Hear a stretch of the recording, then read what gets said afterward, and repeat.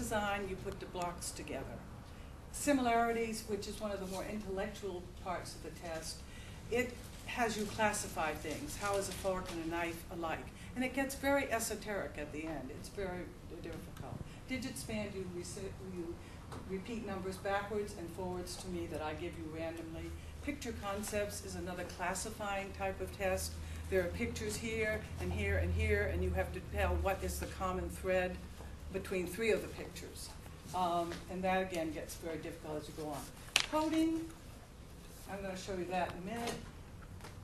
And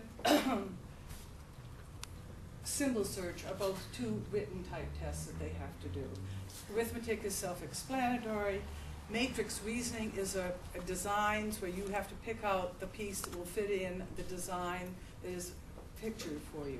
I would have logged all these tests here, but I just didn't see myself going up and down the stairs with about 14, because the testing materials I have are very weighty and large. Comprehension is not comprehension, it's common sense reasoning. And one of the things that's interesting to me about testing, in common sense reasoning, there are questions asked such as, what would you do if you saw smoke coming from a neighbor's house? What would you do if you saw a purse in a store that didn't belong to you? What would you do if a child much smaller than you hit you? The answers I get to those questions immediately put something in my head about, if the child said he's going to smack the child who's much younger than them, I'm going to say, that's interesting. Or if they don't know what to do if there's smoke in the house next door. What I find a lot lately is that children are being protected so much that many of them who are very bright score very low on this particular test because they're not exposed to a lot of things.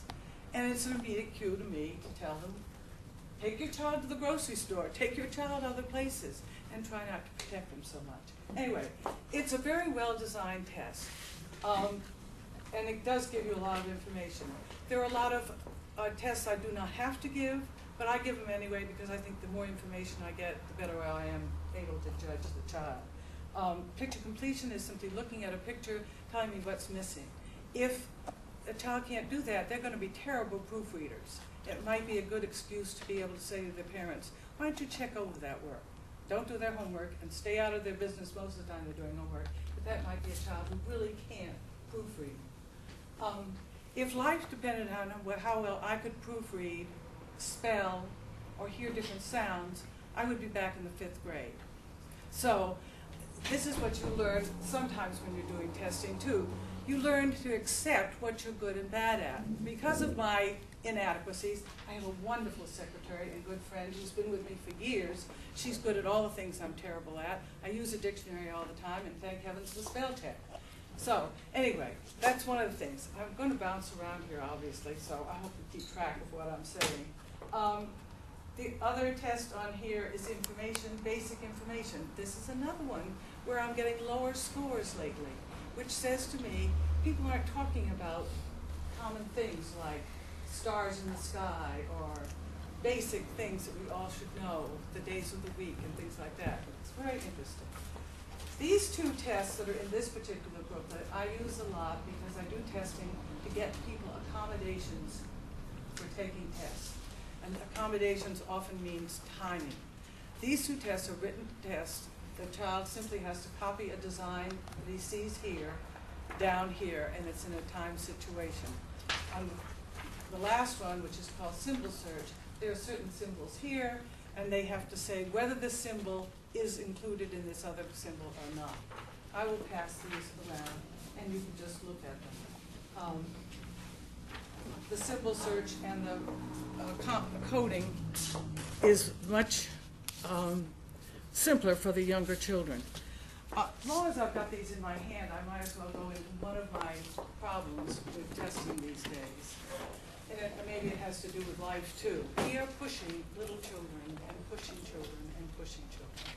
I have never before, when I first started being tested, asked to test 3-year-old IQ test. And I now will never do it again. I have done it once. I will never do it again. We have forgotten that there are developmental issues. A woman named Piaget has had herself placed inside a box somewhere and we never hear about her. Children at 3 and 4 simply have not developed the neurons or the stuff around your neurons to do certain tasks, such as small motor tasks or visual motor tasks. And we are asking little children to do this all the time. Preschool children, kindergarten children are sitting in little seats and they're being asked to write their names and do things they can't. It's not a sexist statement when I say little boys develop small motor and visual motor coordination slower than little girls. Normal rate of development is sort of until 8 years old. So let's say you're asking a 4-year-old, which they're doing a lot now, to do homework, to write their names. They can't do it. Never in my period of working have I had as younger children as I have. I have little 4- and 5-year-old boys in my office, and they're mad as hatters. And it may be parenting, we won't go into that, but partially, they can't do some of the things they're being asked. Mary Jane and Susie Q can write their names, can do these little things that they're being asked to do developmentally, and these little boys cannot. So what do? Oh, you take them to occupational therapists, you do this, that, and the other thing. Again, it's push, push, push. Another 6 months, and these children would be able to do that. And I'm going to show you some exact examples of this. So I'll tell you, I had a couple who came to me, very nice couple. They were going to move to Washington, D.C. They were from Chile. They had 3 children, and they said, will you test our children? I said, of course. I tested the 2 boys. It worked out perfectly. They did very well. They had not told me that the other child was 3. And the school in Washington wanted her to have an IQ test first before she got in. I wouldn't send my child to that school, but that was a personal thing I obviously didn't tell them. But I did say to them, a long discussion about, you know, she was obviously a bright little girl. Her articulation and her verbal ability was excellent. But I said, you know, some of the tests are going to test her ability to put things together, puzzles, blocks, etc. She may not be as able to do that. Not because she's not smart, just because she has not developed. Guess what? She didn't do as well as they thought. The messenger here was attacked. I was a terrible person because I scored a lower score. She simply couldn't do that. And if they had waited to test this child to older, you would have gotten a much more valid test. I will occasionally test 4 and 5 years old. There has to be a pretty good reason for me to do that, because those children, if you test them today, 6 months from now, that test is, in my opinion, I told you to get my opinion, is going to be invalid, because they're going to be able to do some things developmentally that they couldn't do before. So it's not fair to the child. There are occasions when it is something that you would do. One of the things that has happened is children want to get into the gifted program in the schools. There is good reason for that, because they are less crowded than some of the other rooms. So occasionally there will be a reason for testing a child if a parent could give me a good reason. But basically, I'm not for it. I think you've been testing them too young, and you're not going to get as good information as you will. And the information would change if you did it again.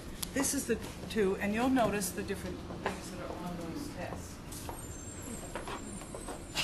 So, the first thing I do in a battery of testing is the IQ test. The second thing I do is achievement testing.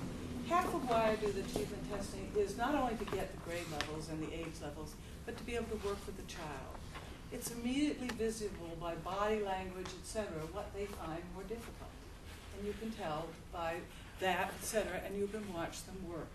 And so I use an old test for most of my achievement testing. It's called the Peabody Individual Achievement Test.